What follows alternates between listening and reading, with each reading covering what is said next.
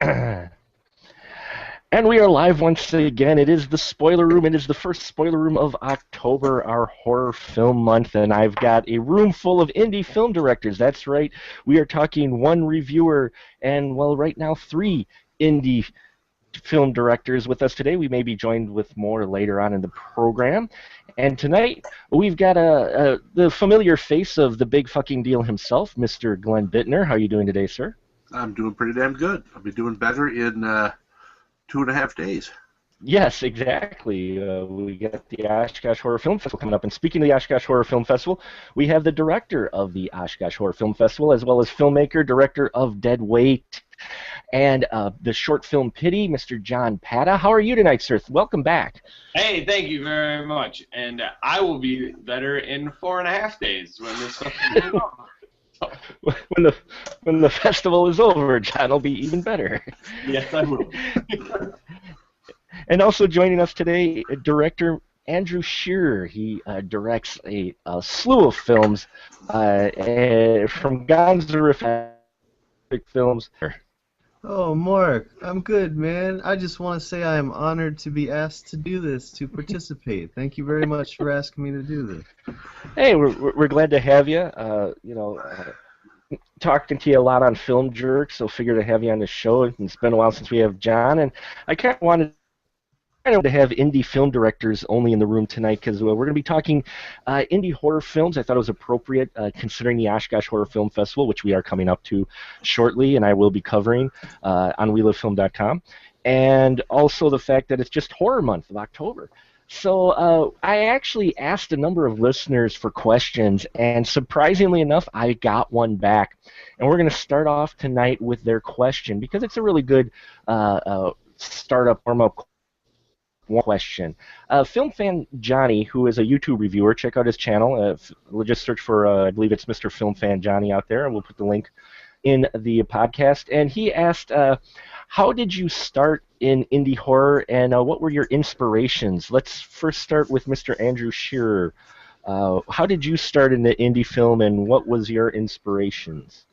Well, I really just wanted to be like John Waters and his friends. I had a bunch of friends from my punk rock band, and they just were all characters. And I love movies, and I always thought of myself as more of a movie guy than a rock and roll guy anyway.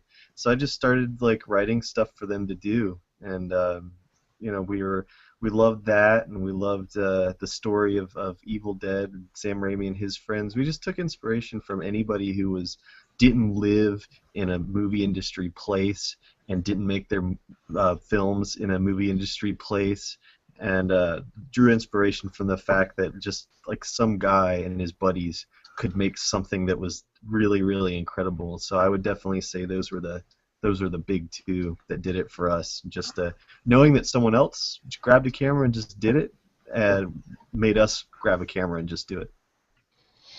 Awesome, great answer. And Mr. John Pata, how did you get started in indie film, and what were your inspirations? Yeah, I totally gotta agree with what Andrew said, just about people that grabbed a camera and did it. The story of Evil Dead was definitely one of them. And then hearing Lloyd Kaufman say all the time, just do it. If you got an idea, just fucking do it. And then the big thing that pushed me over was reading Robert Rodriguez's Rebel Without a Crew, and just a story about how he made El Mariachi and was very much just, I'm gonna do it, and I don't fucking care. So that's ultimately what really pushed me into doing it. Yeah. Awesome. And Mr. Glenn Bittner, what about you, sir? What was your inspirations, and how did you get into indie filmmaking? Well, none of that shit. No. No. I mean, I read the Rodriguez one, and I read Lloyd Kaufman's Make Your Own Damn Movie and stuff like that. And I've always been like a movie buff, but that's not really got me. It was the whole. I had that idea of doing this, but I never actually. It was always that thing that seemed out of reach to me until that fucker John Pata had Oshkosh Horror Film Festival, and I went there and I got to see. I mean, as much as like Evil Dead and El Mariachi is independent stuff, I knew my first outing was I was not going to crank out an Evil Dead. But then I saw some of the stuff at Oshkosh Horror. I met some of these filmmakers, and I'm like, well, these fuckers are just like me. It's not some guy who wrote a book who has also done these other great movies now. It's like, these are just some people from Madison, man. I'm as good as someone from Madison, I hope. I'm from Milwaukee. We're inherently city, right? No. But yeah, it was actually really seeing that and meeting the people who actually did it. That's what really finally I'm like, well, fuck. I have a camera. My camera sucked, which I found a friend with a better camera. So there we go. And it was just like it was just finally taking that step and doing it, and now I'm kind of hooked, but I didn't realize how exhausting it can be too. Yeah. Even when I have other people doing the really hard work. I don't do the video editing, I don't do the sound editing. I just kind of give input and I have them push their buttons. Do this. And they do it. And it's magic, but still it's all the decisions that you have to make. But yeah. Awesome. Well, it's some great answers, guys. Really like those answers. I hope that gives some other people maybe inspiration to start making their own damn movie. And Glenn actually brought up a great point. I was wondering to get your guys' input. John, we'll start with you because you've done both short and feature. For preparation for an indie film, I think people don't realize that it has just as much work, if not more, for people because you have a limited crew. Would you say you do for a short film as a feature, or is there a different amount of work for each of them? Well, depending on how you do it, but I would say that it's almost the same amount of preparation. It just depends on how many days you're spreading that over.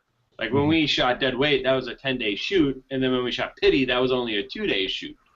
And Dead Weight was a lot of rural shots that we just used natural light, where Pity was all shot inside a hangar, basically a soundstage, so we had to create that whole environment. So in a way, there was more preparation that went into Pity because we had a lot more lights and a lot more technical stuff that we had to figure out, a rain machine and the lights and just the fog and the atmosphere, where Dead Weight was a lot more just run and gun. But whether it's 2 days, it's 10 days, it's 20 days, it's 30 days, you still got to prepare. And I would say they're similar levels of preparation. It was just that they were handled a little differently, or like exported a little differently. Mm-hmm. And Andrew, would you agree? Anything to add to that about the preparation between a feature and a short? Oh yeah, I mean it's shorts are a lot of times seen as like training wheels movies, right? But really, for me, they were just ways to kind of to see things come to life quickly, ideas that I had. And a feature, I don't know, my first feature took up a year of my life, and most of that was because I was so intimidated by the idea of making one. So it's really, you're having to think on a larger scale in terms of story, in terms of schedule and all of that. And part of my reason for not making more features is because of just how involved it is. And I'm like, man, I could crank out like several shorts in a year and make an anthology, and that's way easier for me. So my last couple releases were anthologies rather than actual feature-length films.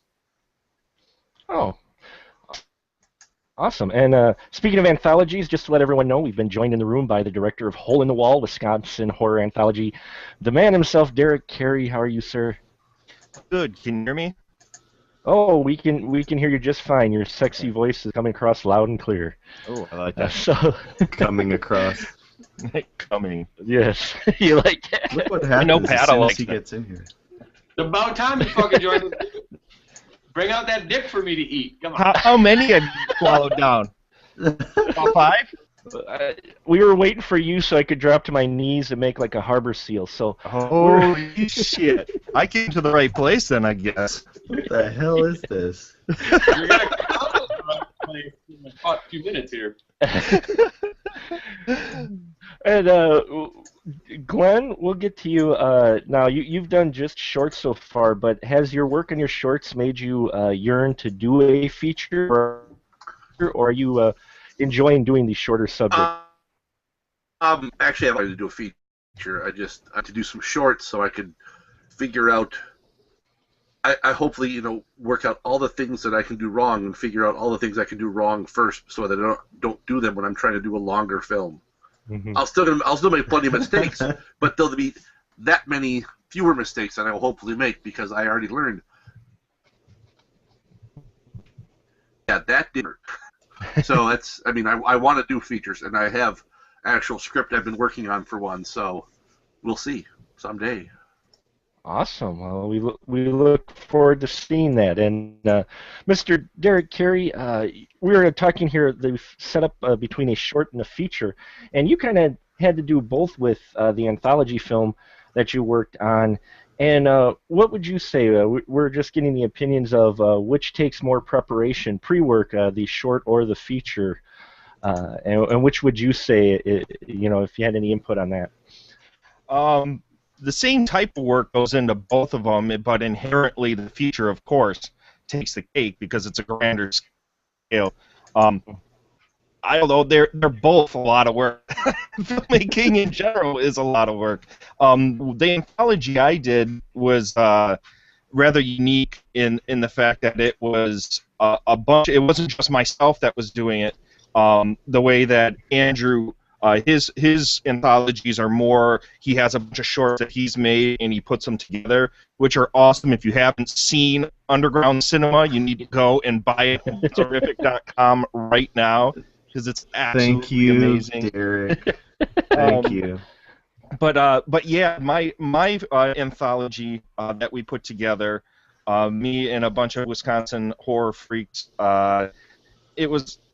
it took a really long time, and it presented a lot of unique challenges that most films don't, because the whole thing wasn't entirely all in my hands. I kind of had to leave a lot up to good faith. Great. Well, Yeah, Derek's Hole in the Wall is a lot like if you guys have ever heard of Faces of Schlock. That was the anthology that I was part of a few years ago that was Alternative Cinema, Pop Cinema put that out. And that was kind of the way that we did that one. Each person was responsible for their own movie, and then Henrik was the one that had to do the wraps and put the whole thing together. So that was a little bit more of a similar experience.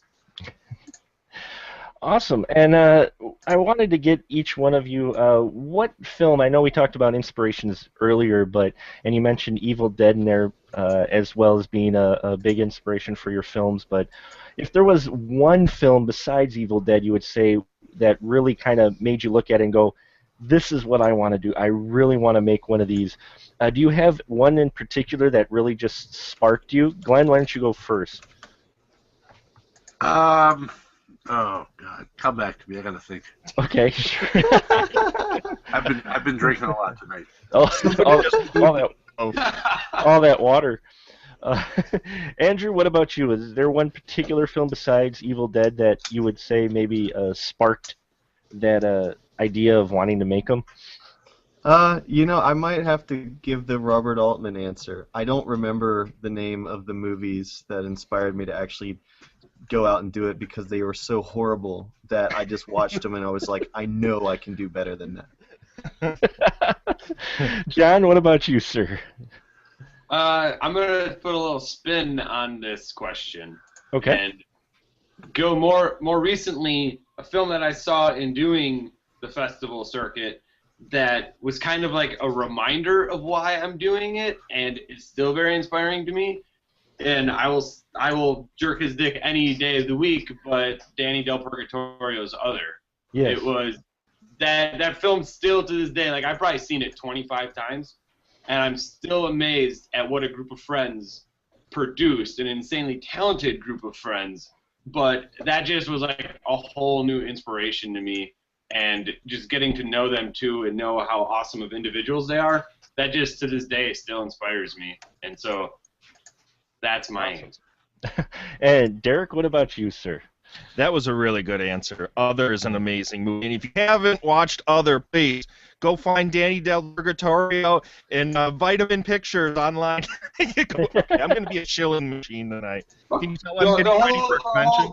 You can watch a whole film on the website, other-themovie.com. Just there we watch go. that shit. We're going to be in full shill mode tonight. Can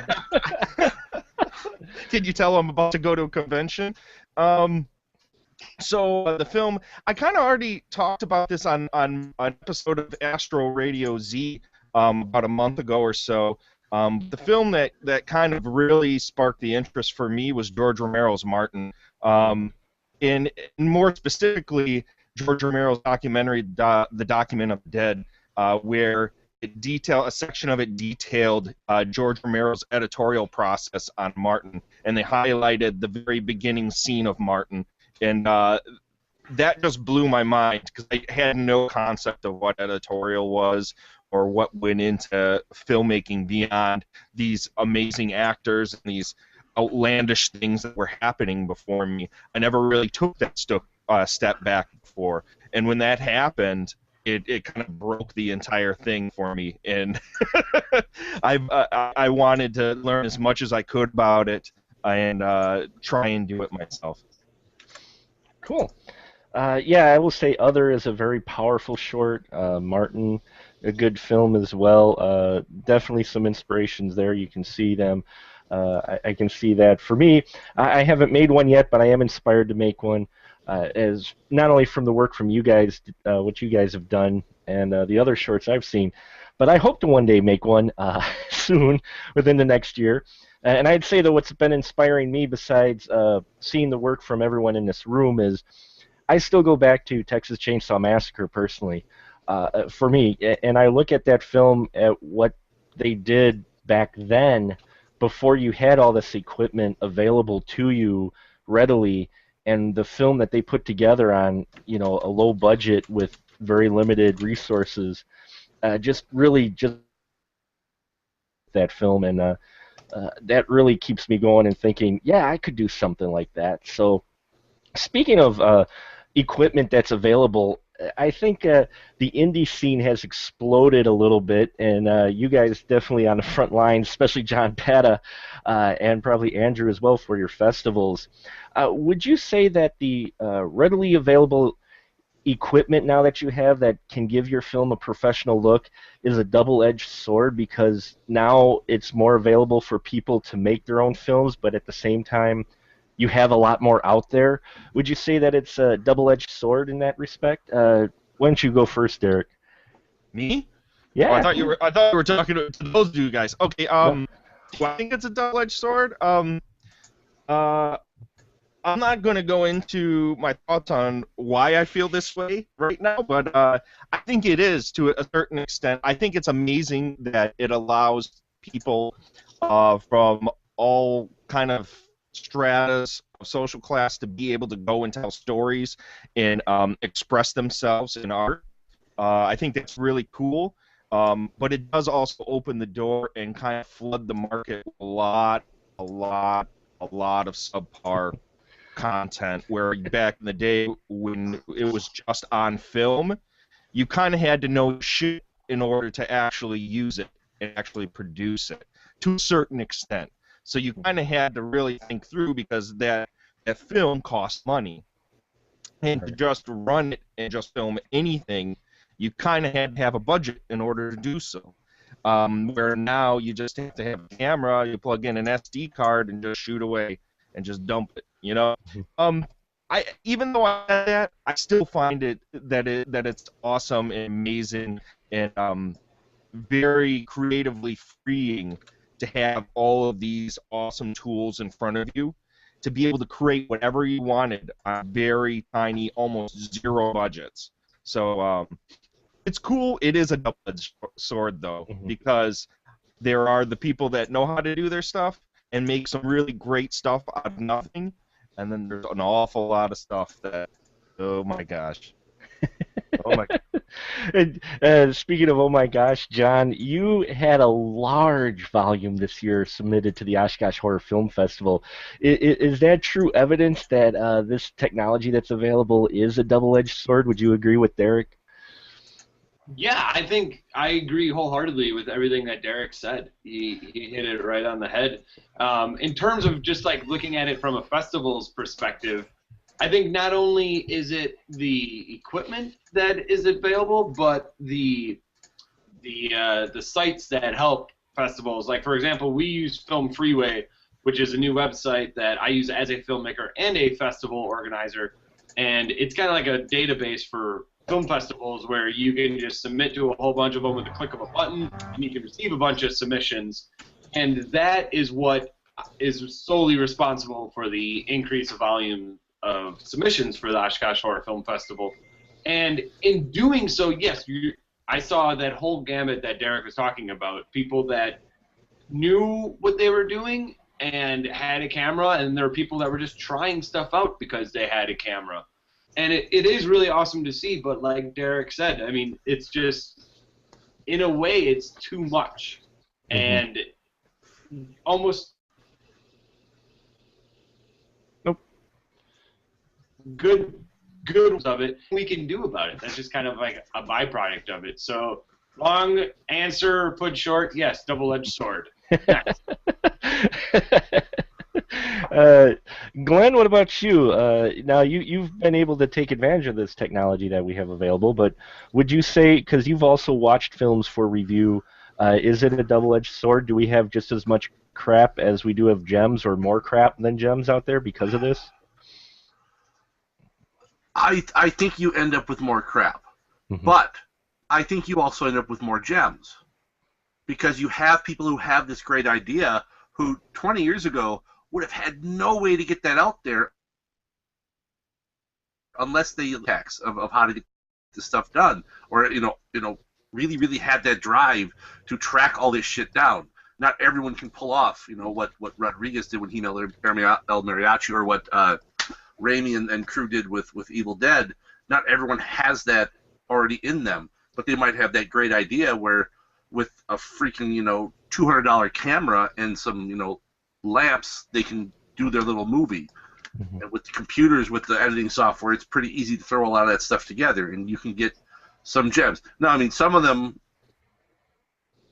are going to be absolutely awful, because it's kind of like the opinion of I'm going to use the attitude of American tourists, is that as the price of travel has gone down, any moron can buy a plane ticket and go to Europe. But that doesn't make Europe any worse. It just means that there's more shit, but you get some more good out of it too. Sure. Nice. Anything to add, Andrew? Yeah, man. I mean, I kind of miss the early days of micro budget and micro cinema, where everybody was just shooting their movies on any camera that they could get a hold of, and just like there was a lot of garbage, but they were trying really hard to like make the movie great, despite knowing that their visual quality wasn't going to be that great. And I think that there's a huge degree of laziness now that everything shoots 24 frames per second, and DSLR is so cheap. You have cameras that really get a great looking image on their own, and so these people, like, there's just this culture of gearhead has arisen, and they all are talking about cameras and mics and lights and all their crap that they're using to make the movies with. And the question is not what is your movie about, but what did you shoot it on? Like, I give a fuck about that. And the submissions reflect that, because you're looking at movies going like, well, this looks really professional. This looks like it could be on HBO, but it sucks. But it sucks. But it sucks. It's boring. It's the Junior Mint version of what's on Hollywood is making. And so they're still got the same low budgets, the same actors that are terrible, and the same like plots that are ripped off of stuff, and the same like boring crap idea. And you're going like, wait, you're the independent. We're looking to you to be the innovators. We're looking to you to do shit that Hollywood would never do. Why does your movie look so polished? Why is your effort on making it look like so great? And then there are these festivals who are like, looks like a professional movie. we'll take it. We're not just putting some crap on the screen. It's like, whoa, crap is good sometimes. Crap might be original. Crap might not look great. Texas Chainsaw Massacre doesn't look HD and slick and Lifetime movie of the week, but is it awesome? Yes. Mhm. Well said there, sir. Yeah, I couldn't agree more. I think, and Andrew's a big fan of old shot-on-video films as well, and I think the reason why those films have endured and that the culture of fans, the younger fans that have come back to revisit these films, Tim Ritter films, like True Dare, Critical Mass, and stuff like this, and why these have actually had a resurgence as of late, is because there was passion behind these films. They may have had really good actors, may have looked like your grandma had shot them, but there was such passion behind them, and there was like a low-budget charm and charisma to everything that had happened because these people genuinely had something they wanted to make. Where now, yeah, I think Andrew really hit it on the head. That's the vast majority of the stuff either try too hard to be a Hollywood film and has zero ideas, or just thinks, well, at least I come from the perspective of a horror, independent horror, where if you get somebody naked and just throw some blood on them, I guess that's a movie now. So, I mean, yeah, I don't know where I'm going. I kind of lost my train of thought. Yes, okay. No, we get it, man. I mean, it's We get just it.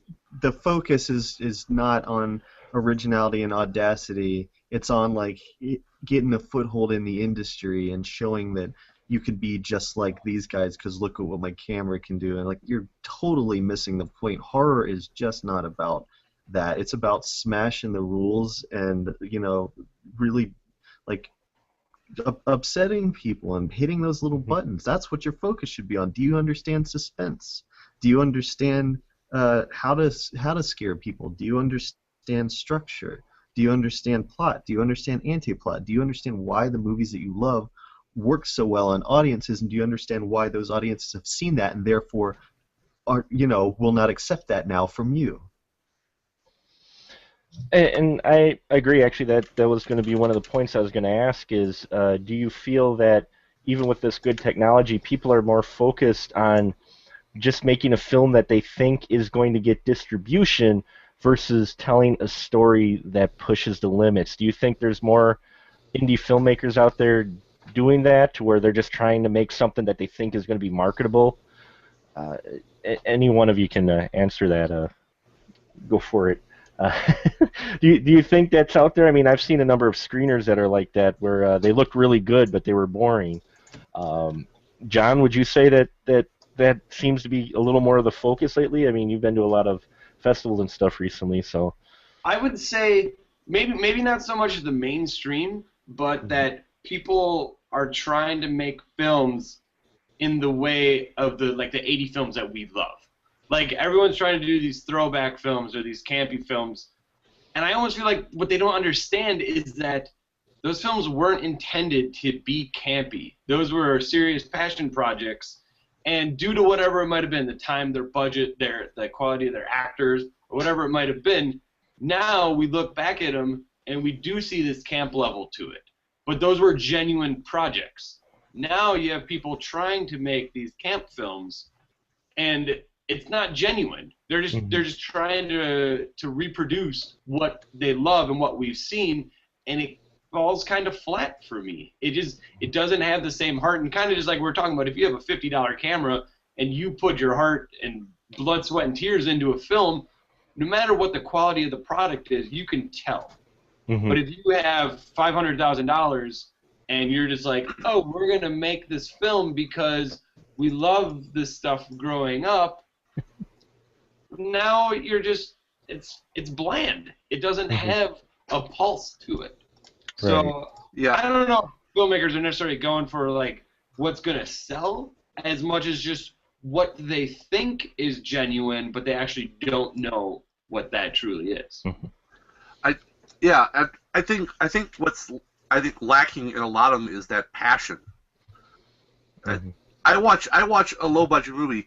I can tell if they were really passionate about what they did. I mean, especially like some of the really, really low budget stuff. I'm going to bring up one that I saw at Oshkosh Horror a few years ago, Green Goo.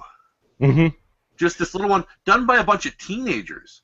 And I mean, if you look at it quality-wise of sound and video, it's awful.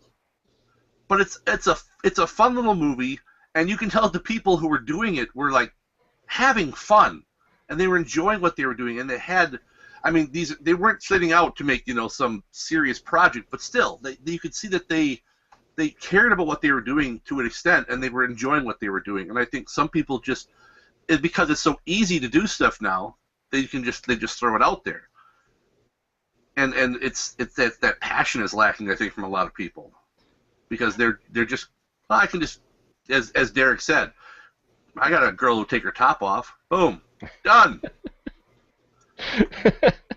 And I think we could blame, as much as I enjoyed the two films, I think we can really blame good old Quentin Tarantino's and Robert Rodriguez's Grindhouse for, I think, some of the trends that we see now in the indie films, where they're trying to throw back to the 80s, because you have these big name directors who did this type of film, though never mind, they still shot it on a huge budget.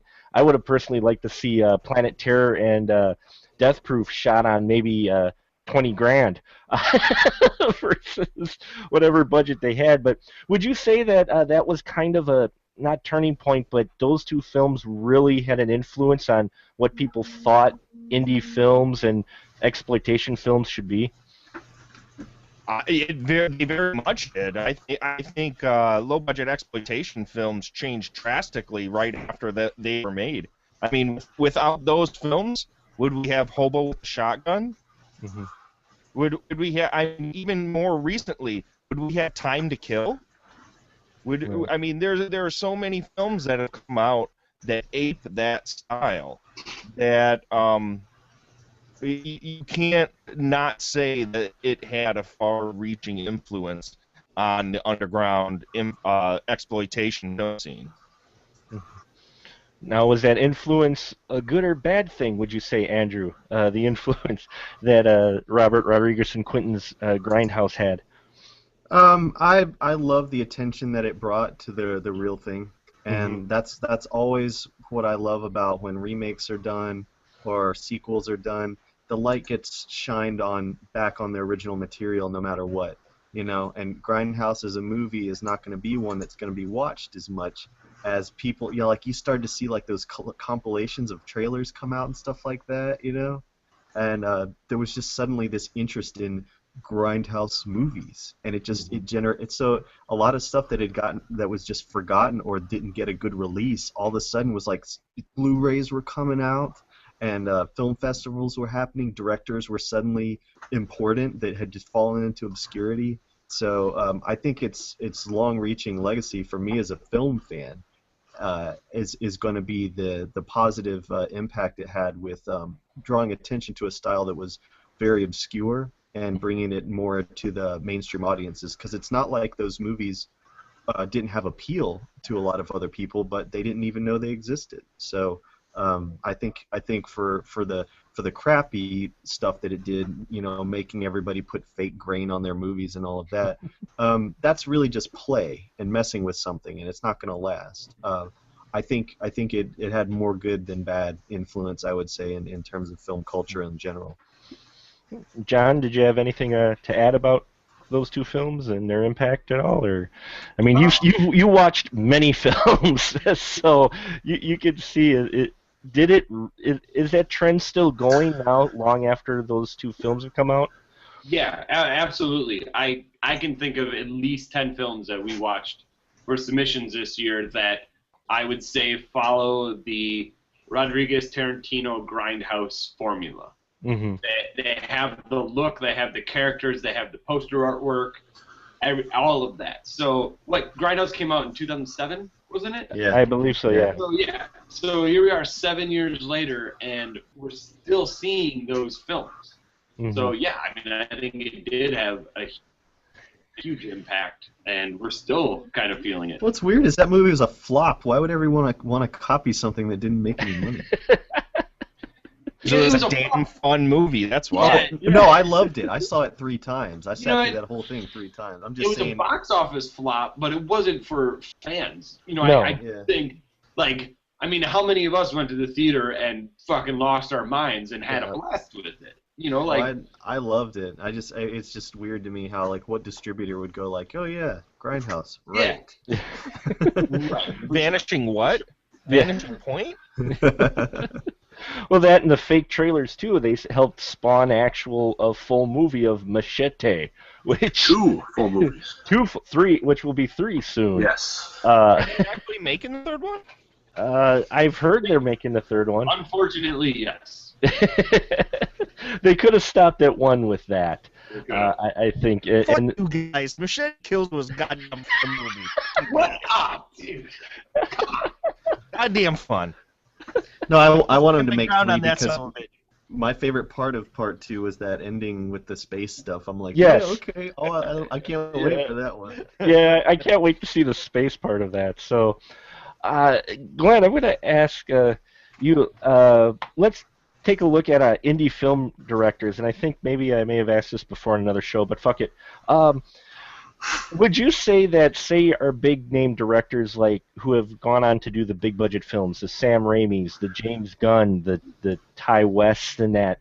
Well, Ty West is still doing a little lower budget, but Peter Jackson. Do you think those guys could still make a good, memorable film with the budgets that their original films had? Say $10,000 if you gave it to them. Do you think they'd still be able to make films like that? James Gunn could. Mm-hmm.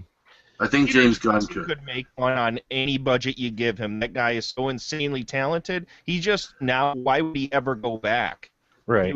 There's no reason for him to go back because his ambitions are much higher than that. But that's one guy that you give him any, and that guy is going to make a solid product, at least in my mind. Except for the Hobbit movies.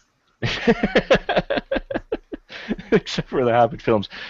John or Andrew, would you say that those directors could still make films besides James Gunn, or would you say James Gunn's probably the guy who would be able to go back and be the only one to make it on a really low budget?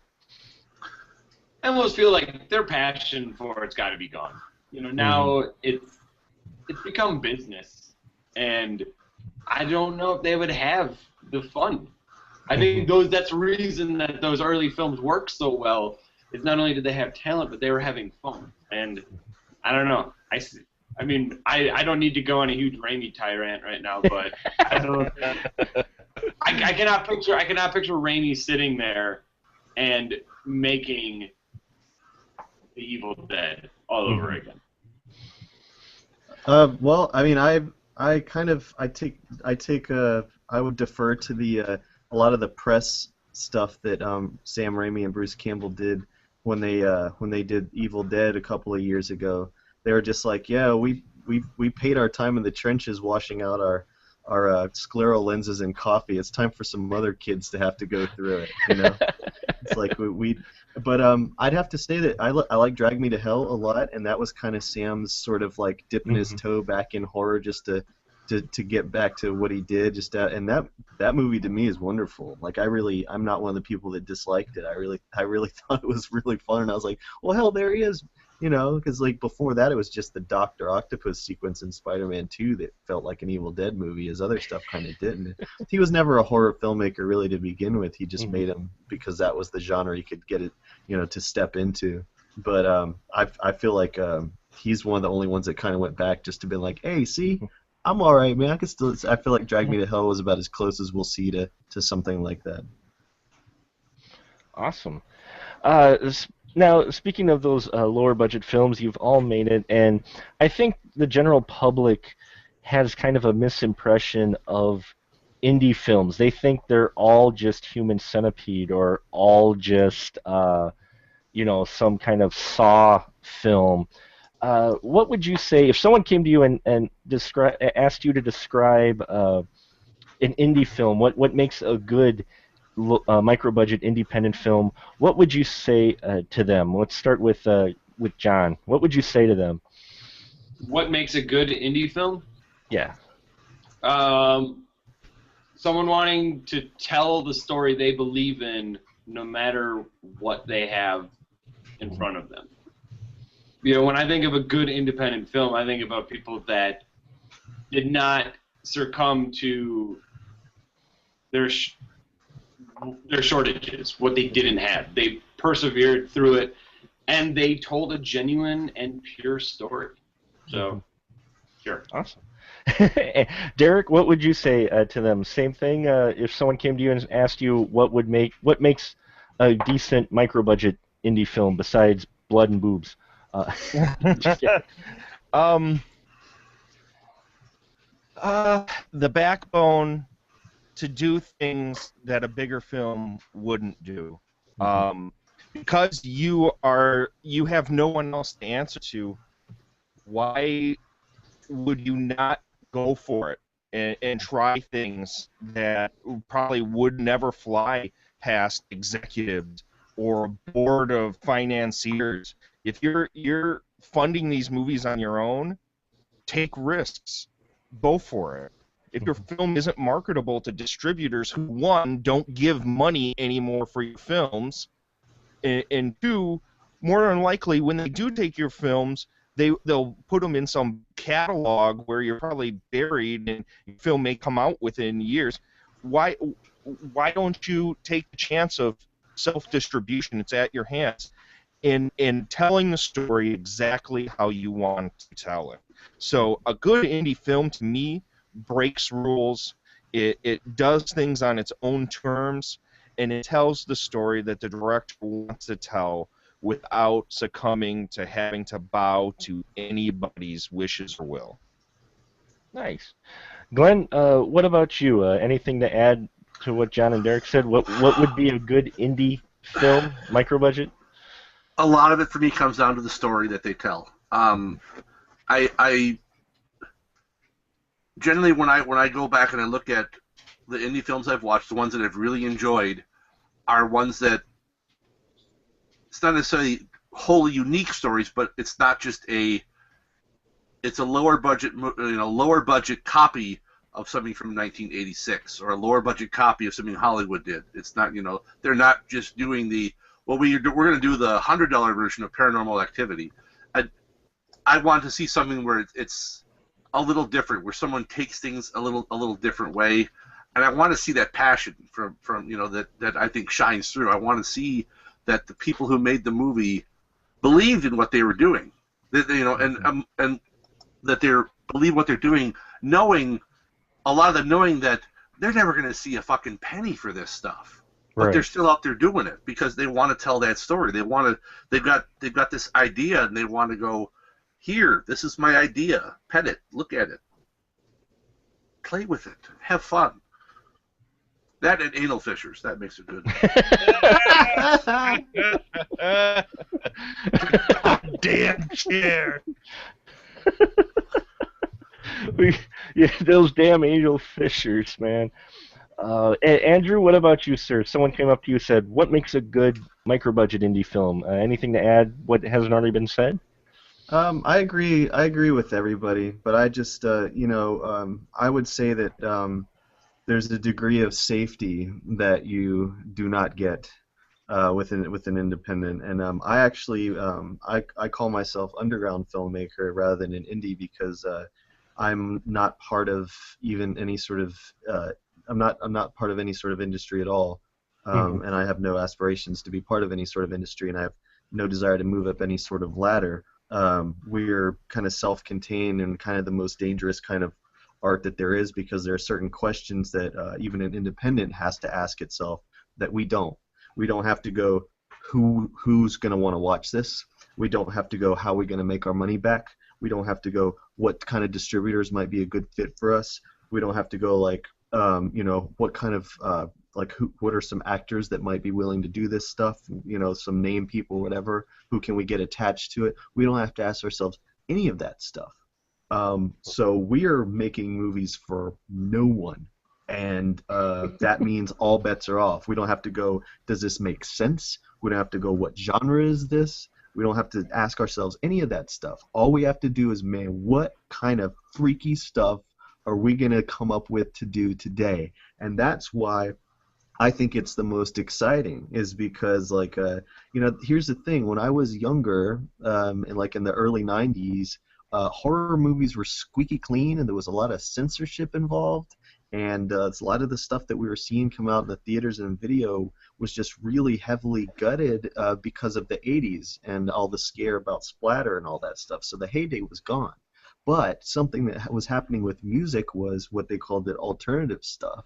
And people were like, "What does alternative mean?" I was like, "Well, that means that look up the word in the dictionary. It just means something different that you're not gonna get over there. If I was making movies full of boobs and blood, that's what Hollywood's doing now. The censorship is gone. They can tear off every limb. They can show every naked, gutted thing, man. Hostel 2. You know what I'm saying? Like Saw. It's over. Gore is over for the independent. It's all that nudity. It's over. It's over. And we used to be the ones that were showing it. Trauma. That was where you used to go to get the extreme. Bad taste. You know what I'm saying? It's over. It's done. What can you do now to freak out the people that are seeing all this violence in video games and mainstream movies? What can you do to get under their skin, flip them out? The only answer is, what freaks you out? You horror fan who have seen all this crazy crap, you horror fan who have seen Guinea Pig and who've seen Serbian films, like, what is it that really bothers you? If you can hit on that and make that into a movie, chances are it's going to bother somebody else, and then you've nailed it. Mm-hmm.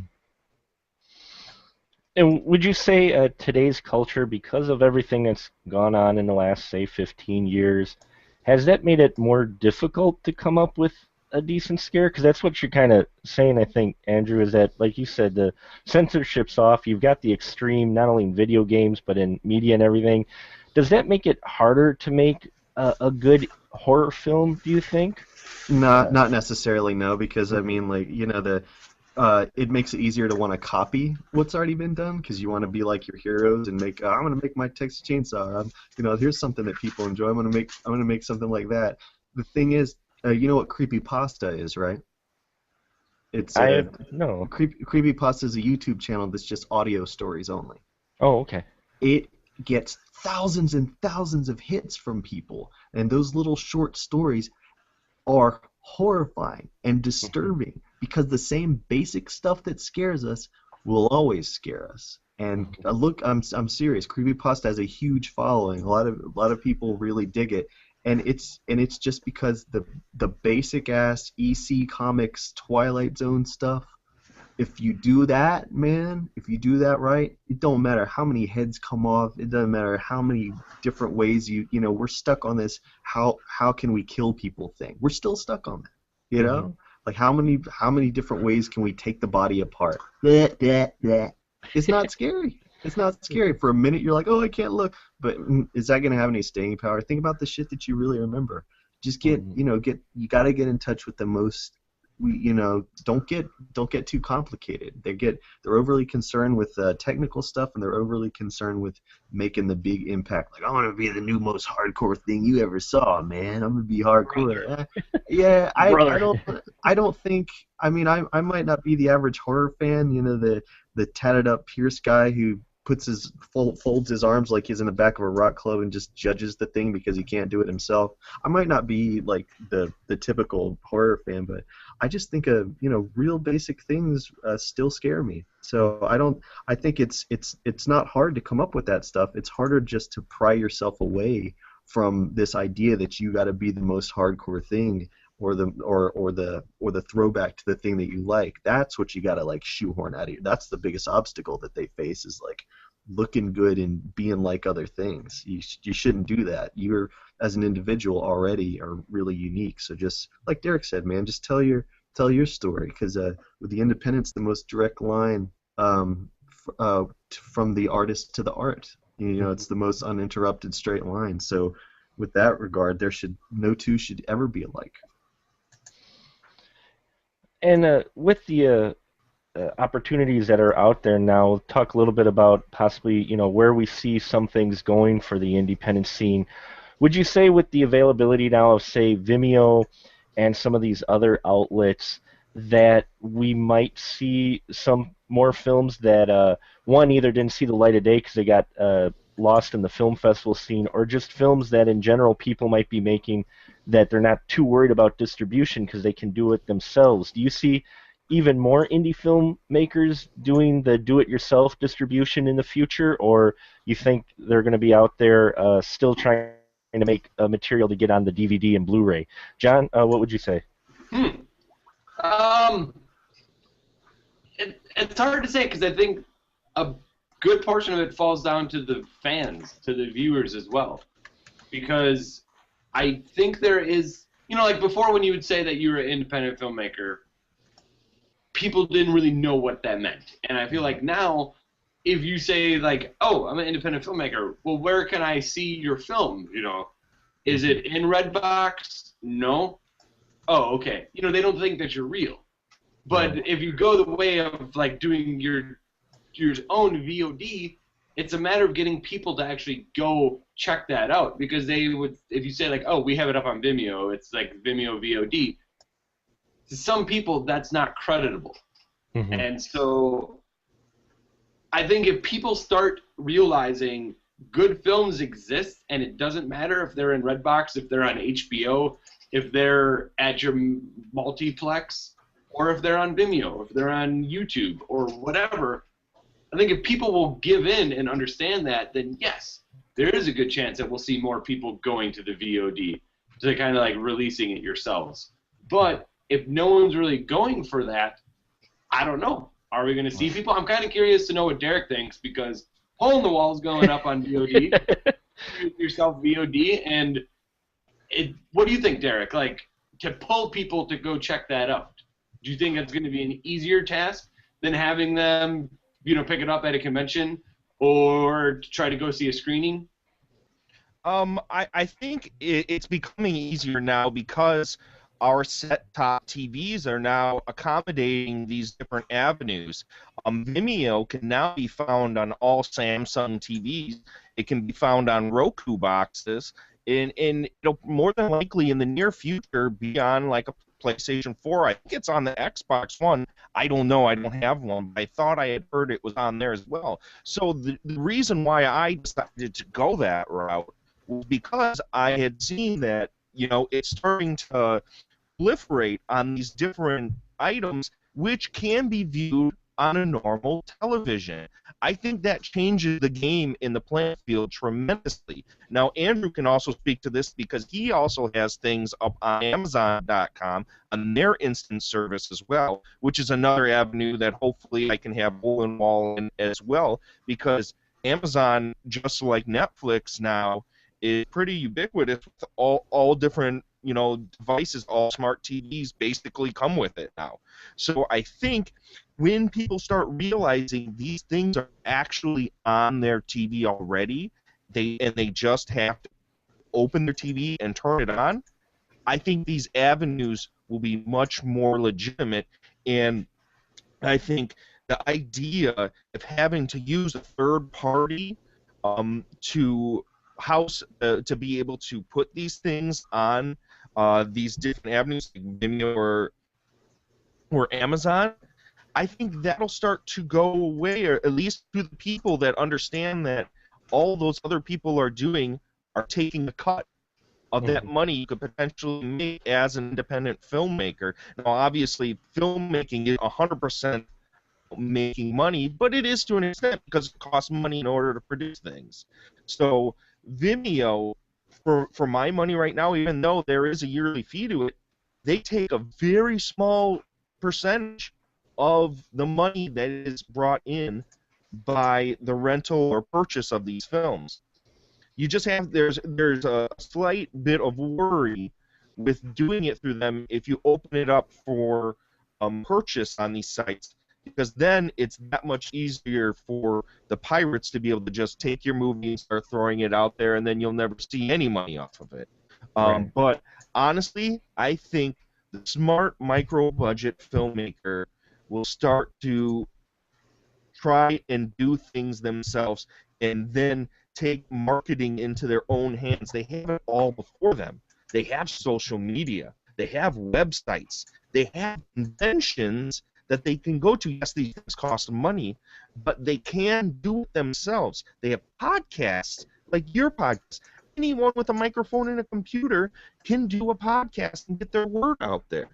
I mean, the time is now for independent filmmakers to take distribution in their own hands and do it themselves instead of relying on, and not all distribution houses are like this, but a good percentage are leeches that will take your film and you'll never see a single red cent off of it and may bury your film, and your film will be gone for 7 years or longer, and you'll never get that contract back. So I think, yes, I think the time is now.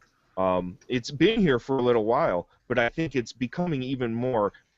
We have to take advantage of this time right now before the studios squash it completely, to get in and start self-distributing your work. The power is in the hands of independent filmmakers now. Awesome. Andrew, anything to add to what Derek said? You have some of yours out on Amazon. Yeah. You've done self-distribution. Do you see more of that happening?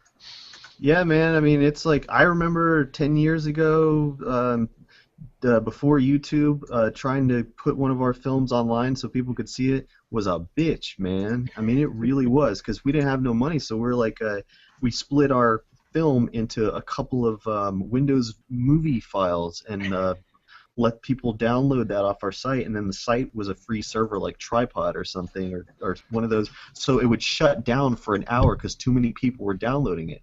There was like, but nobody was doing it yet, so it was really hard. And I think stuff like YouTube is so great because you can make your stuff and the world could see it instantly. It's just so cool. And like, I make a lot of money off the Amazon. I mean, I'll just say it. The Amazon Instant Video, I mean, those checks are good. They're part of what keeps Gonzorific going, because the DVD sales are cool, and they are kind of picking up because there's now a physical media thing. But what's crazy is a lot of my old stuff that I just put on YouTube because I didn't want to carry the catalog anymore because it wasn't selling. People are now emailing going, "Can I get a DVD of that?" They want a copy. They want like a real thing. So it's starting to kind of shift back around. But the main thing is just like put it where people could find it. Right. If you're making movies, people could see them. The biggest thing that frustrates me about people that make movies is that they hold onto it like this little gold nugget they got. They're like, "Oh no, I'm gonna wait till I have this great deal." Like, no, actually no. The times my movies have been professionally distributed are the only times they've been pirated. And what'll happen is it'll end up on Cinemageddon. It'll end up on YouTube anyway. And the big difference there was I didn't see a penny for any of those movies that I made with those. So the stuff I'm making money off of is the stuff I have 100% control of, you know. And Amazon right now, like Derek said, it's in this golden time I can only compare to the early days of home video, where people were just like, "Yeah, we'll take whatever, man. Come on, bring it into the store." And people were like, "Oh, you're right. What is this? I've never heard of it. I'm gonna try it out." Whether or not they like it, whether or not they have any respect for a micro-budget movie, it doesn't matter if you're on Netflix or what, because you're sitting there right beside like Captain America and stuff like that, and people see it and go like, "Whoa, this isn't quality. This looks like some people made it in their garage." I'm like, "Exactly. Some people did make it in their garage, and that's awesome." And it's not but that same person would be like, "I spit on your grave." You start watching it, "Oh God, this looks like some old news reel." Exactly. You know, maybe this isn't for you, but you know, fuck off. There's people that want authenticity, and there's a big kind of push toward that. That's why like reality TV was so big and took over regular TV, because people want to see like real shit, even if it's fake. It doesn't matter. You know, they like to do that. But you know, vinyl came back, VHS comes back, cassette tape is coming back. There's a whole documentary about the resurgence of audio cassette tapes. People want like real stuff, and there's more ways to get it out now than ever before. It's a really awesome time. And like I said, yeah, Amazon, I get paid off Amazon, man. I really do. It's easy as hell, and all you got to do is meet some technical requirements and, you know, play by their rules. But as far as content goes, I mean, I have had no pushback from them, and I got nothing but money from them. Nice. Glenn, anything to add?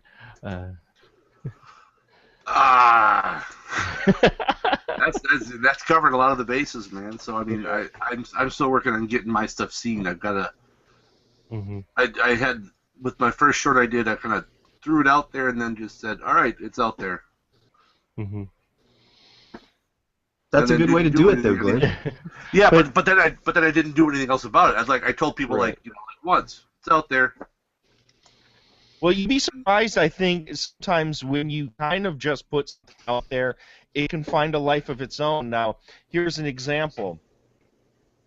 And this weekend I'm going to a certain convention, which I'm not going to plug, because Mr. John Pata will give me shit for the rest of the night. What? But you're going to Cinema Wasteland, dude. but the first film that I had an active part in finding distribution and figuring out what I was going to do with was a film called Swamphead. And we initially decided, based upon going to conventions, I was going to conventions with Jason Paul Collum for a documentary we had made, Screaming in High Heels. Seeing the resurgence of VHS sparked an idea in my head to, let's first sell a small limited run of VHS and then see what if people, one, will actually buy them, and two, see what happens. That VHS was almost exclusively, barring maybe 10 copies that got sent out around the world, were mostly exclusively sold in Wisconsin. Those tapes now are literally worldwide. They have been redistributed. The initial 50 tapes that we had made here in Wisconsin, in my basement, I did by hand, are on VHS collector's boards all the fucking time. It shocks me how much, and these people are everywhere. So I think if you have a product that people want, and you put it out there, it'll find it. Sometimes it finds a life of its own. I mean, Swamphead got picked up for distribution based on those tapes. Based on those 50 tapes, they found Briarwood Entertainment.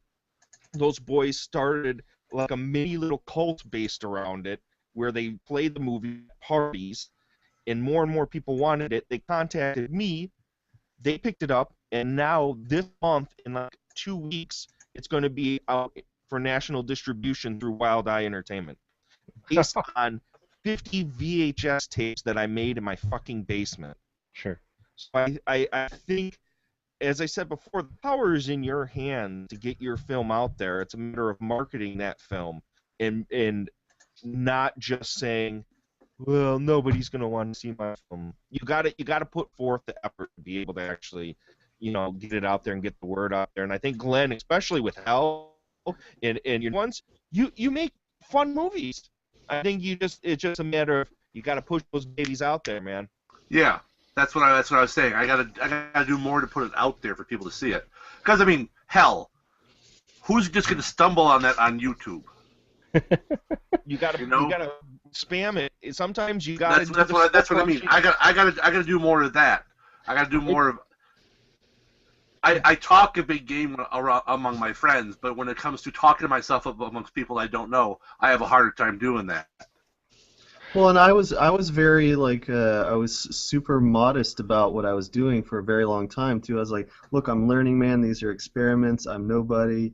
They're not the greatest thing or whatever. We're just kind of having fun. I didn't even want to call myself a filmmaker. I was very low key about the whole thing. I didn't want to shoot my mouth off or none of that stuff, and I still don't. And I can't believe it when people are buying stuff.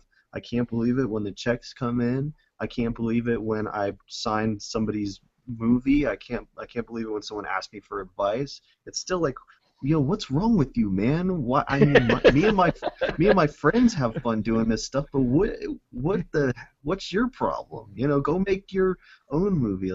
It's just certain, and I don't want to sell myself to anyone. I don't. I had people. It was pulling teeth to get me to make DVDs. It was pulling teeth to get me to open an online store, and but eventually I just realized like people really want this stuff. It's important to them. They love that little indie thing that their friends haven't heard of. They want to be the guy to be like, dude, man, have you heard of fucking Glenn Bender? Holy shit! And they're like, yeah, I totally have heard of him. Right? You know, that's I've heard of him before. He was cool. Exactly. Yeah. That's always going to be it's always going to be a thing in the age of the internet where everything is like a Google away. If you've found something that somebody else didn't first, you're the shit for that moment, you know? So I think don't underestimate that kind of stuff, and just stay cool and don't be like, my movie's the best thing ever, and be a big asshole, because then people are like, actually, no, this isn't the best ever. And just, you know. I reviewed a film by that guy. Yeah. Right. So, you know, man, that.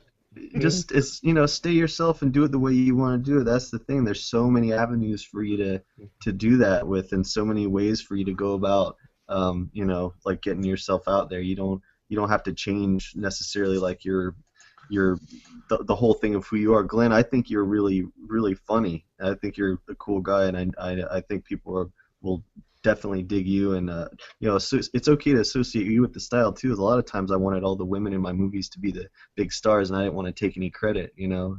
After a while, I just had to accept the fact that sometimes directors can be, you know, stars and stuff to people. It's weird, but it happens. Yeah. Well, Social Network does make it easy, but also make more work for you to try to get it out there. I know just from my shows here with the Spoiler Room, and no films, but just with my movie reviews and that. I mean, it's weird, but it works, and you may feel uncomfortable spamming a number of groups that you belong to, but it does work, and that's what's really kind of scary about it. Is as much as you may not like to talk about it, and self-promotion, I'm the first to admit I'm horrible at self-promotion, but just getting it out to, say, half a dozen groups, if you get it to the right half a dozen Facebook groups, it'll take off from there on its own. But you do have to do a little bit of that work, but once you find that right group, that's all you need. Like Derek said, you know, with the VHS, you find just the right niche, and all of a sudden, boom, everybody's discovered it, and they want a copy of Hell. You know, so yeah, it's true. And you know, horror, they're impossible to please today's horror audience, but if they like you and respect you, the ones that do, if they like what you do, they're gonna like you forever, you know. Mm-hmm. And you know, look at Chester Turner, right? I mean, that's one of the best examples I can think of. They love that guy, and look at his movie. You know, it's not high def. Right? It's you know, it's not blowing the doors off of stuff. It's just a unique thing that there's nothing else like it except for the Rotten Cotton movie that ripped it off. But it's more like if you've got that confidence in the uniqueness of what you have, that's also part of it too. You're just like, well, why should you listen to this? It's like, dude, there's nothing like it. You know? Yeah, who knows? Your movie, maybe 10, 20 years down the road, your VHS will net $800+ on eBay. Like Quadhead. For years, the Quadhead Zone literally was considered probably one of the worst films ever made. And now it goes for $600+ on VHS on eBay. Not saying that Hell is the worst film ever made, Glenn, but if that film can go for that, I think yours may in the future do as well. So I think we're going to wrap things up here, guys. This has been a fantastic discussion. I want to thank you all for joining us in the Spoiler Room tonight. Everything I hope for and more. And while I get on my knees here, let's start with Glenn. Why don't you plug your stuff and tell everyone where they can find your stuff, including your new shorts that you recently put out. Okay. Before I plug myself, I just got to say, I respect the hell out of all you guys. I really, really do. I mean, it's not just what you've done. It's the community that is around the people who are doing this. And you guys are like my first into that community, especially like John and then Derek. It's that first glimpse I had into it, and it's awesome, man. Thanks. And Mark, guys like you who just have such an unwavering passion for everything that's put onto film and digital everything. Guys like you, man. Because that's the thing. Your fault, yes. I can almost guarantee that I can never make something that Mark the Movie Man won't like. Even if I did know you, there's movies out there. Usually it's the bigger budget films. Yes. Actually, you bring up a Name point. them, Mark. Name Huh? them for me. I want to know what these movies are. The big budget film? There's No, big these oh. movies that you He didn't like the new Transformers. I hated almost all the Transformers, okay? Actually, no, I hated all the Transformers. First one was the least hated out of all of them. Hated the G.I. Joe ones. Disliked the Devil Inside, the horrible found footage Devil Inside possession film. I've hated films. I hated one. I've hated a comedy film that I still get flack for hating, and that is See, you got me on a defensive now. I'm Thanks, loving Derek. this right What are you now, doing? Mark. I'm loving this. I'm loving this. Keep going, please. I got flack for hating on the film from Tom Green, his film. Freddy Got Fingered. I totally disliked that, and I get hate comments to this day that I hated that film. So there are films I dislike. I admit that my passion sometimes may make me a little soft on a few films, but Glenn brings up a good point. I was gonna. No, but Mark, I in some ways I envy that about you, because you can sit down and you can just fucking enjoy a movie, and I was like that when I was younger. But the more stuff I watch, the more I start to pick stuff apart, and it's gone from me enjoying things to I've got this scab and I gotta fucking pick at it. And the next thing you know, my fucking arm is falling off. Actually, I was going to close it up, and you brought up a great point real quick. I guess the last point we'll talk about for the night is community. Independent films, I've learned, too, through Oshkosh Horror Film Festival, helping Rich Peterson from the Bordello Horror doing the Madison Horror Film Festival, and just getting to know you guys. There is a sense of community in the indie horror scene, but there also seems to be just as much drama at times as in a Hollywood scene. Would you say that there's kind of both in it? I mean, here in Wisconsin, it seems like I haven't met a douche filmmaker yet. So is Wisconsin unique, or would you say that films, there is a sense of community around the world, if you will, of indie films, and that the stories of drama you hear are few and far between? I'm putting you guys out on the spot now. I would say in my limited experience, and this isn't just a horror thing, it's the fact that when you find a good group of people, that douche person just isn't welcome. And it's not so much that he's just shunned, it's that he can tell that his attitude isn't welcome amongst them. I mean, you're still going to have people like that. Right. But I think it's going to cut down when you have a community that works together and looks out for each other and helps each other. You get some of that out. Now, I've been lucky where I haven't had that much drama around my stuff. The casting crews I've worked with so far have been 100% drama-free. I mean, there hasn't been a single gripe or complaint or anyone trying to be a diva. It's all been a collaborative effort. And I mean, I've heard from the other directors of, well, don't work with this person. When I was looking for some actors and stuff like that, this person is nothing but trouble. And I've even heard that with some of the people that I have worked with on other things. And I'm like, well, I didn't experience that with them, but that doesn't mean it doesn't happen. So in my little experience, I don't see it much, but also amongst the guys that are here, I have the least experience in that. I mean, I know John has had some of that experience of the doing a festival drama that I do not envy at all. And I think even going with the crew, or like your casting or your crew, or the friends that you have, what you put out is what you're going to get in. And so, like Glenn, you're talking about, you heard that there are people you worked with that you were told not to. Well, how do you know that director wasn't a fucking asshole to them? And they were shown no respect, and so they didn't give any back. But if you, I mean, if you go into a set and you're a fucking egotistical maniac and a fucking dickbag, yeah, people are not gonna go well with you. But when you're doing independent shit and you're all putting in 20-hour days and you're all doing it for no pay, but you're in the trenches with them and you're fighting, no matter if you're the actor, if you're the director, if you're the grip, if you're the audio dude, you're going to gain the respect of everyone that's around you. So if you're a good individual, and I know that's like a very cheesy thing to say, but if you, and I keep using the word genuine, but if you're genuine and pure, you're going to find yourself surrounded by those people. So when you have a group of people that are all getting along and we're hanging out and shit like that, and then some chotch comes in and wants to like stroke their own dick and stuff like that, they're not going to make it. It's like they realize they are an outsider. Mhm. And if you don't remove them, they're going to remove themselves. Like, you don't have to. They're just going to realize, like, fuck, I do not fit in here. So, I mean, it happens. And just because, you know, Mark, like, you haven't seen it out of the people you've met in Wisconsin, doesn't mean that it's not in there. It's just those people, Yeah. those people won't survive with us. Mhm. And so they go and do their own douchey thing elsewhere.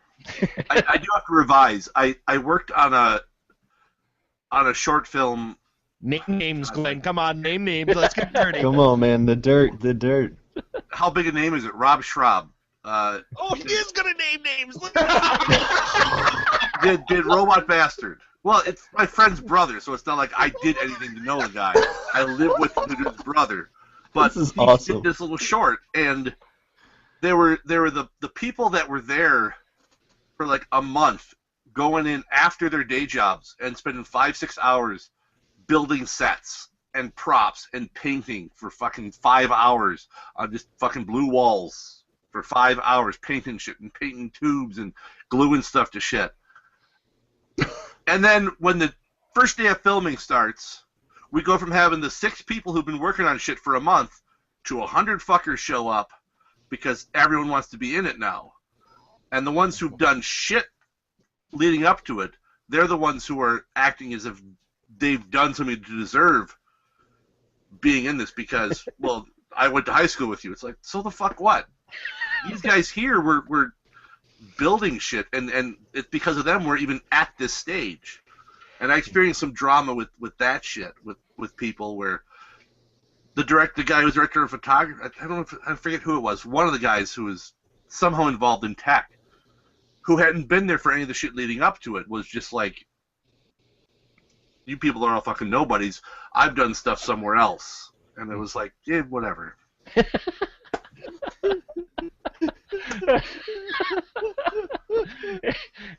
Andrew, what about you? Drama in the community. Have you had the unfortunate experience of seeing some of it?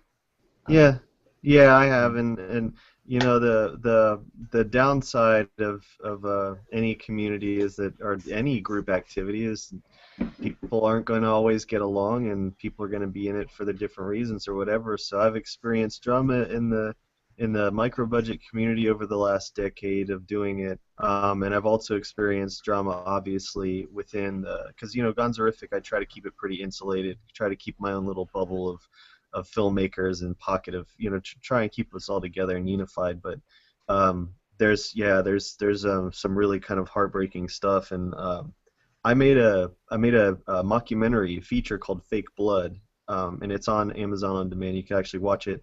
And the kindest review I received of it was that it was basically like a Spinal Tap for micro budget filmmakers.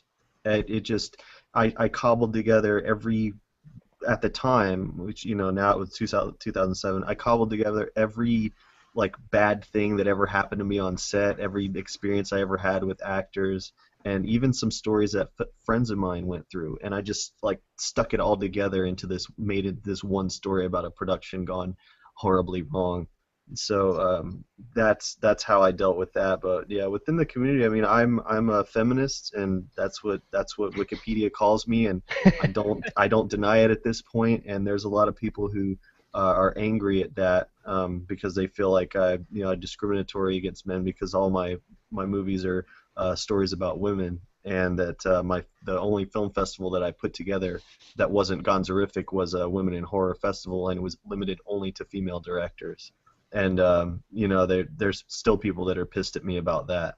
But you know, I feel as though it's a boys club that we've got here, and it's, you know, the evidence is there. We're looking at four, you know, white dudes sitting here, and the fact is that there's a lot of women out there that are doing incredible work, and so I feel like I'm not knocking you for putting it together. It's cool, but I feel like I really wanted to be like the one of the people putting that out there, because I'm in a position of privilege because of being like a white male in America. I mean, everything is open to me, and nobody's going to discriminate against me.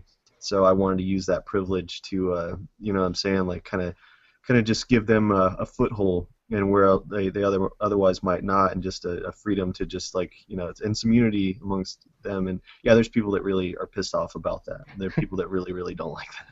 In defense, I did invite a few female directors, but one of them is at a festival tonight. So I did try to get some female directors in here, Andrew. I know you would, Mark. I'm just using it as an example. Sure, Mark. I'm using it. No, I've got using lots as of an black example. friends.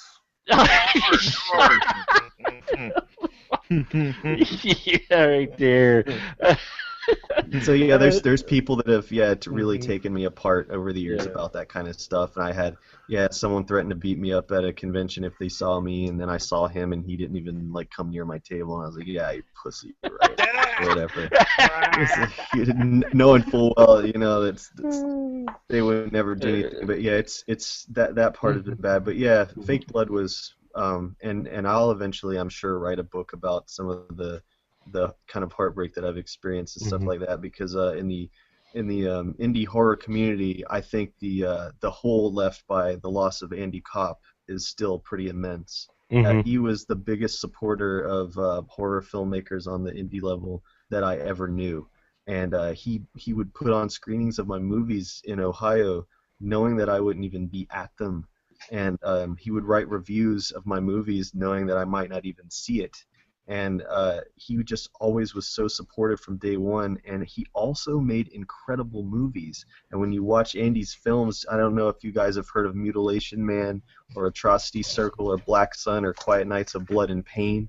They're sitting right back there, Andrew. Right. Andy's just like, his movies were exactly what we were talking about telling your story. Andy's movies were like this. It was like this puke of his soul. It was like this exorcism, as he described it on video. And seeing him at Cinema Wasteland was just always like he was the warmest guy, but he made the most horrifying things. And I've never quite seen anything like him. And anybody who's interested in making movies that wants to know like the nuts and bolts of how a micro budget would come together, buy his movie Mutilation Man and listen to his commentary track on there. All your answers will be found there. Andrew Kopp, I had the experience. He was the first film that I reviewed on the very first Final Cut, and this was before I knew what I was talking about with indie films, and I panned the hell out of it. I admit it. I just didn't get it, but I gave points of why I didn't like it. I didn't just say it sucked, and I totally came out and admitted that I probably am missing what the director's trying to go for. 6 months later, I get an email from Andrew, who asked if he wants to put my review on a limited VHS of Mutilation Man. And that was my first introduction really into the indie film scene, and made me realize what kind of people were out there in the indie film scene. Because I emailed him back going, but I panned your movie. And he goes, no, man, you gave good points. I want to put it on the limited edition VHS. Yeah. And I'm like, holy shit. And then he's like, would you like to see, he's like, I got a whole catalog, and he sent me like 40% of his films. He sent them to me. He goes, yeah, if you review them, great. If not, that's fine too. Here you go. And it blew my mind. It blew my mind that he took the time to feedback and, explain some things and just talk to me. And that was my first taste of meeting a indie filmmaker and realizing what kind of culture it could be out there, and it made me want to see more. And then Glenn told me about the Oshkosh Horror Film Festival, which pretty much started it all. Then from there, where I got to meet everybody here. But yeah, it just he seemed like that type of guy, and it's a shame because he really has some really outrageous, out there films that again, like Derek said, are films that he was just telling a story. These aren't going to be films that are going to be marketed to everybody. No, they're And difficult things, but he's an example not only of how to do it, but how to be a guy in it too. Mhm. And yeah, that was the feeling I got with it as well. So sorry, that was just my little Andrew story there. No, that's cool because I did the graphic design. I did the layout for the VHS re-release of Mutilation Man, so we kind of worked together and didn't know. Yeah, Awesome. yeah, I did the covers for both. There was two covers, and I did them. Yeah, I've got one of them.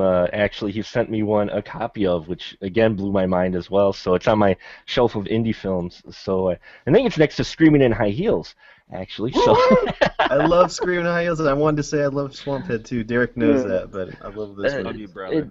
Derek, your final thoughts with the drama in the community. I know you've kind of experienced that. I guess every community has that. Would you say that you've experienced that firsthand? I don't want to dwell on drama because Right. I think the people that create it will be forgotten Mhm. and they'll weed themselves out. What I want to focus on is community.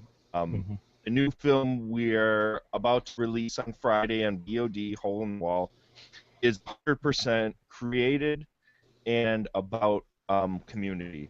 It was originated by my experiences at John's film festival, the Oshkosh Horror Film Festival, and the people that I had met, um, and the intense friendships that I had created or had been created through each of us not only just appreciating the fact there were others like us in the Wisconsin area, because the first original, what was it, John? The first two. Festivals? Yeah, the first two. Just Wisconsin based.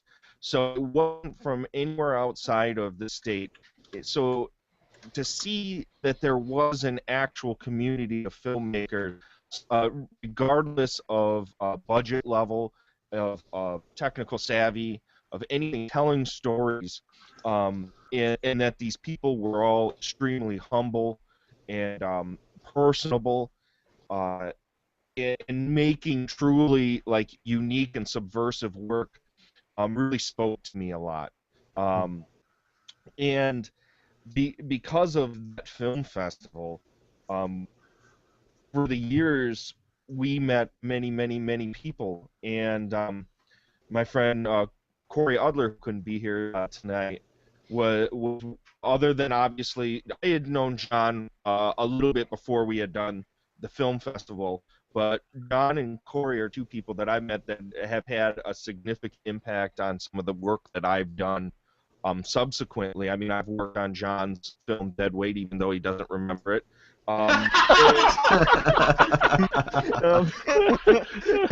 Who are you? Who are you again? Yeah, we'll tell that story another time. And Corey,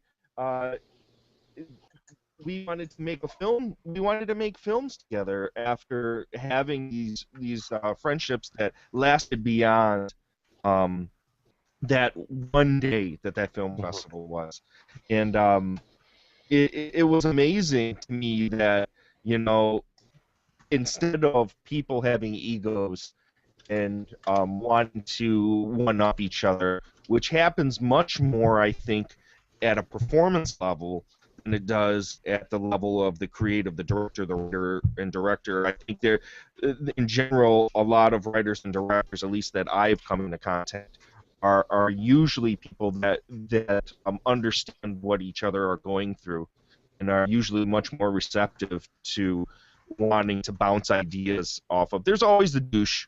There's always the douche, and there's always the motherfucker out there that's looking to just steal your shit and make a quick buck. But I think there's a lot of people out there that are genuine, humble people that know what you're going through because they go through the exact same thing. But we decided that Corey and I, through many conversations and through experiences we had doing conventions and doing film festivals, making films, that We genuinely loved the people in the scene that had been created and that was emerging out of Wisconsin, and we wanted to make a film, and we wanted to actually make an entity that not only celebrated that, but unified those people together, and that was Wisconsin Horror, which you will see is before Swamphead, it's before Hole in the Wall, and I hope anyone that is in Wisconsin that makes horror films uses, it's not something that's just exclusive for me. It's for anybody that makes films, regardless of quality, regardless of level. It's a symbol of community. Is a tag that we have called Wisconsin Horror, because I think working together, you get a lot further than you do constantly trying to stab each other.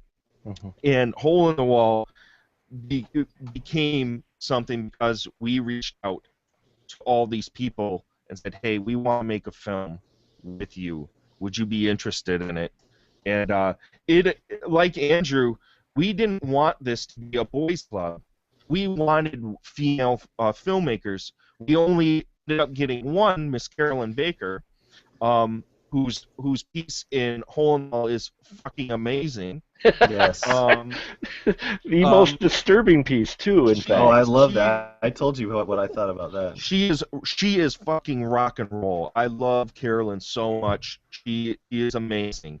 And Corey and I, that was one thing we wanted to make sure, even if it was going to be just him and I and one other person, we wanted to make sure there was a female voice in our film, because to just have boys playing with blood and boobs is just not interesting. It's not interesting. Anyways, Hole in the Wall is, I know this is a long rambling story, but our film, regardless of the fact that we wanted to make something that walked outside the lines and that subverted the normal status quo paradigm of what an exploitation or horror film was, we wanted this film to be about community, to be about, we are not ashamed that this is a Wisconsin-based film. That's why it's called a Wisconsin horror anthology. We wanted to show, regardless of, people in California will just laugh at it and just go, oh, it's Wisconsin, those people don't fucking matter. Because we hear that all the time. I hear that all the time. You know, oh, you're a fucking dude from Wisconsin, you don't know your ass from Holyoke. Try working in the commercial industry, making commercials, or working in kind of ad agencies don't give a fuck. If you're from Wisconsin, you're not going to get hired because they don't think you actually know what you're fucking doing.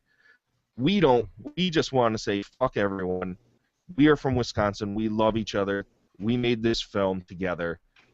What are you doing? Yeah. What are you doing? I think filmmaking, you don't get anywhere by fighting. Mm-hmm. Love, man. Love. Man. Peace, man. Peace and love. No, it is. And buttholes. And buttholes. There's buttholes too. Yes. It is a community that I think a lot of people don't realize. There is a lot of cross. You're more successful. Everybody's films are more successful, it seems, when you've got everybody kind of helping each other out, either in a little way or a lot, and cross talent. And that's really evident not only in Hole in the Wall, but in all the films that you guys do. Definitely, there's examples of that where you've got same people who've been on this crew as this crew. And, you get a lot of that, and I think a community thrives better, and you get better films like that because everybody starts to know what type of person the other person is as far as when it comes to the filmmaking. So I know it is evident, definitely in Wisconsin, and if California doesn't like it, yeah, fuck them. It just, that was just no, I know, I'm just kidding, but it could be anywhere. I think even take, for example, if it like a Minnesota director, it's going to be the same thing. Anyone that's not in the big markets think anyone outside the big markets don't know what they're fucking doing. Right. Even those guys that are doing the micro stuff in Chicago, don't get looked at necessarily by the bigger guys in Chicago just because they're from Chicago. They're just like, oh, well, who are you? like you said. So, but as long as I think everybody kind of sticks together, and we all watch each other's stuff. So I think that helps too in the support. So. I think we're going to wrap it up now for sure. Glenn, where can we find your stuff, sir? My stuff right now you can find on YouTube, on my YouTube channel, Naked Hobo Productions. Also, you can find me under the B-Movie Bunker. I'm also on Facebook, and I will be finding other places to put my stuff as well. I'm gonna wag my dick all over the place. Yeah, you better turn down his mic. Pat is going to get very excited. Mr. Andrew Scheer, how about you, sir? Pimp your stuff, sir.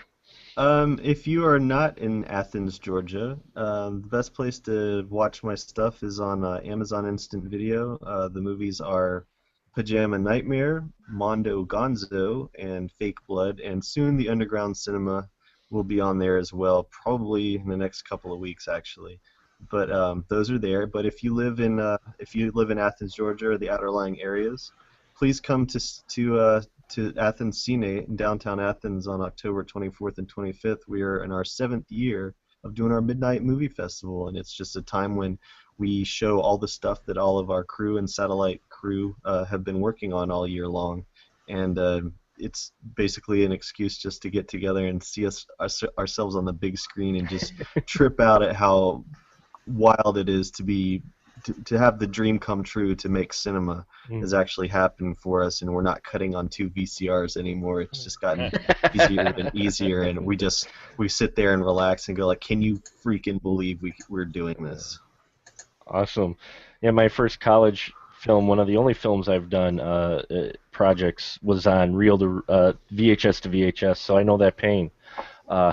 Make sure it's on insert and not the other God, setting. yes. Don't. No more. No more. And Mr. John Pata, where can we find your stuff, sir?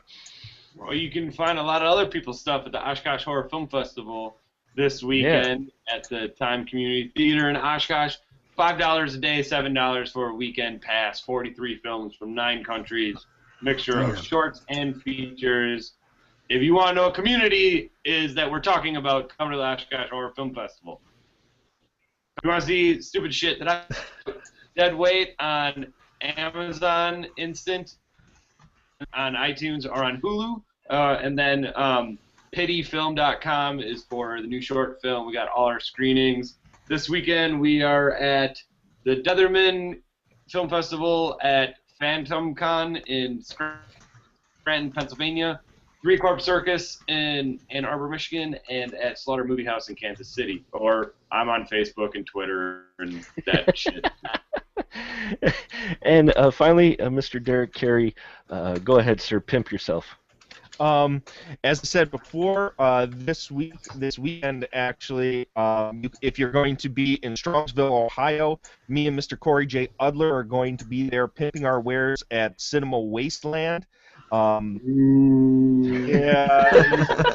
is literally the first year I'm not going to be at the Oshkosh Horror Film Festival, and it is a little bittersweet because I too believe that that Hole in the Wall should be screening this weekend because that's where the whole reason for its existence is because of that film festival. But irregardless, it's not even a word. Regardless, we are going to be at Cinema Wasteland, debuting the 50-tape VHS run of Hole in the Wall, and you can also go there and see The Girl Who Played with the Dead, my dear friend Mr. Corey J. Udler. We'll be there shilling our fucking asses off all weekend. Come say hi if you're going to be at that film festival. Also, Friday, you can go to Vimeo On Demand / Gory Hole and see the VOD premiere of Hole in the Wall. Rent it $5 on VOD.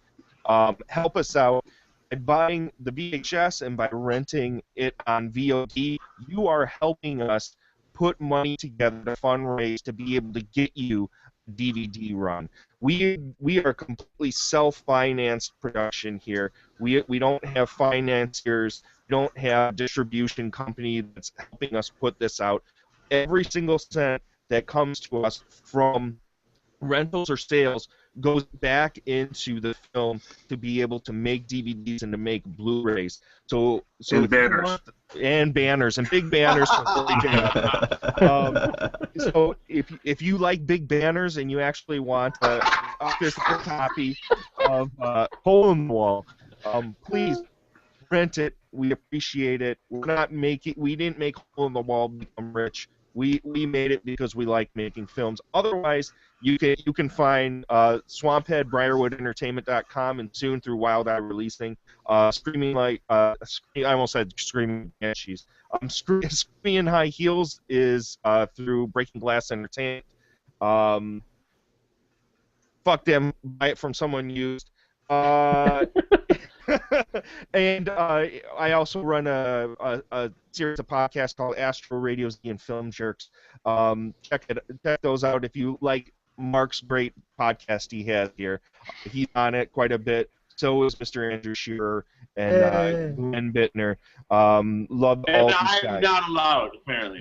I asked you so many fucking times. When was the last time you asked me? You know what? This is what's John. I'm gonna warn. This is what's gonna happen, motherfucker. So what's gonna happen is you and I are gonna hang out one night. We're gonna be having beers, and then we're gonna watch a movie. You're gonna go take a piss. I'm gonna put in the Evil Dead remake. Oh, You're gonna end up watching that motherfucker. Nope. No, let's discuss now, this? no. Have you guys discussed this? The fact that John won't watch Evil Dead remake? No, not at all. The show's coming to an end. What are you doing here, dude? You way to drop this bomb now.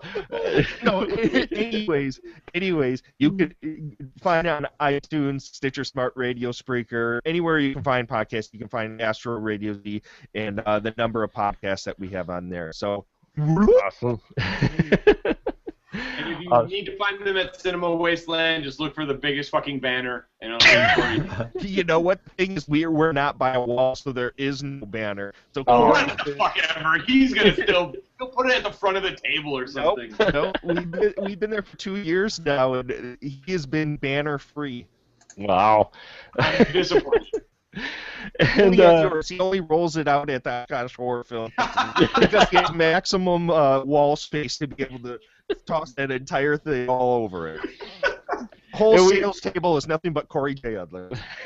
And we are sorry Mr. Udler couldn't make it tonight. He had some things he couldn't be able to make it, and we had another director too that was supposed to make it that unfortunately couldn't make it. But they are here in spirit. I want to thank you guys for a fun time tonight. This is everything and more.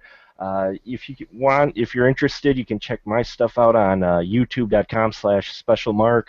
I'm also on WeLiveFilm.com hosting Horror Thursdays. Plus, I'll be posting any interviews I can possibly get at the Oshkosh Horror Film Festival on the We Live Film Festival channel.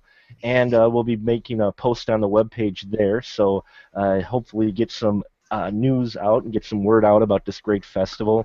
And you can catch us, The Spoiler Room, here on iTunes and Stitcher Radio. I'll put links in the description on my webpage, Special Mark Productions. There is a page there dedicated to this podcast, and for the description, I'll put everyone's link, as many as I can for that there, so you can go there and get the links to all the stuff we've talked about tonight. Thank you so much, gentlemen, for taking time out to talk indie films.